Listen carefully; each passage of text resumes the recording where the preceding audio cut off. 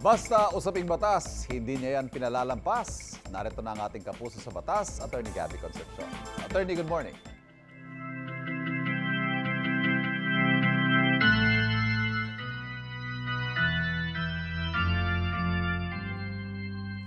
I now pronounce you husband and wife. Ang sarap marinig sana, no? Pero paano kung biglang ang kasal ninyo, wala palang bisa? Yan ang tanong ng marami nung madismiss si Alice Guo bilang mayor ng Bamban, Tarlac. Paano yung mga ikinasal niya nung siya ay mayor pa, ngayong nahaharap siya sa malaking investigasyon? Mawawalan nga ba ng bisa? Well, ask me, ask Attorney Gabby.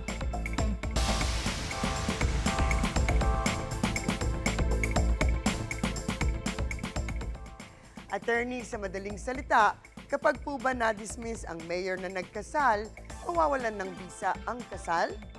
Naku, hindi naman pwede yun. Masyadong magkakagulo at masyadong marami ang mapeperwisyo pag hinayaan po natin yun. Actually, I can think of 2 reasons kung bakit hindi mapapawalang bisa ang kasal. Pero ang unang-una dyan ay ang tinatawag nating principle of law na ngayon pa lang yata natin mapapag-usapan dito. At ito ang tinatawag na doctrine of operative fact. At sinasabi ng doktrinang ito, nakikilalanin ng batas bilang isang operative fact ang pag-iral ng isang bagay bago ito madeklarang walang bisa at labag sa ating mga batas at konstitusyon. Ito ay exception to the general rule ng isang bagay na walang bisa should never produce legal effects. Pero malaking injustice naman ang mangyayari at hindi natin dapat baliwalain ang magiging masamang epekto nito sa maraming tao. Kaya't merong ganitong exception nga sa ating batas. At palagay ko, maaaring ma-apply ito sa mga kaso ng kasal na ang nag-officiate nga ay ang tinanggal na mayora na si Alice. So huwag kayong masyadong mag-panic.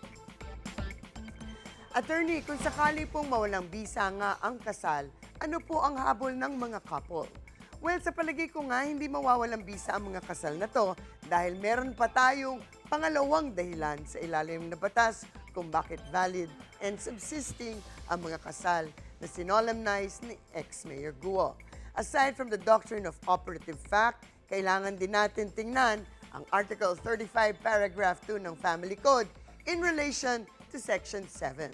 Although the general rule is that walang bisa ang isang kasal na kulang sa compliance sa essential and formal requisites at formal requisite ang authority ng solemnizing officer.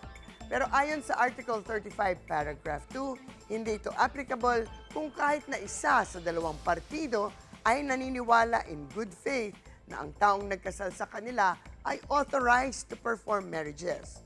So I'm sure at the time na ikinasal sila, wala namang nakaisip na hahantong sa ganito ang mga pagkakataon. At totoo naman na ayon sa Local Government Code, ang mga mayor ay authorized na mag-solemnize ng mga kasal. So sa mga kinakabahan dyan, huwag po kayo masyadong ma-stress para walang dapat ipangamba. Doon naman sa mga ikinasal, pero gusto niyo na palang makipaghiwalay, sorry naman po, pero hindi po ito ang panahon na makakahanap kayo ng legal solution sa kagustuhan niyong mapawalang bisa ang kasal ninyo. Para lang po akong nag-lecture sa klasiko in persons and family relations na aking tinuturo sa ibang mga eskwelahan. In any case, ang mga usaping batas, bibigyan po nating linaw dyan para sa kapayapaan ng pag-iisip. Huwag pong magdalawang isip. Ask me, ask Attorney Gabby.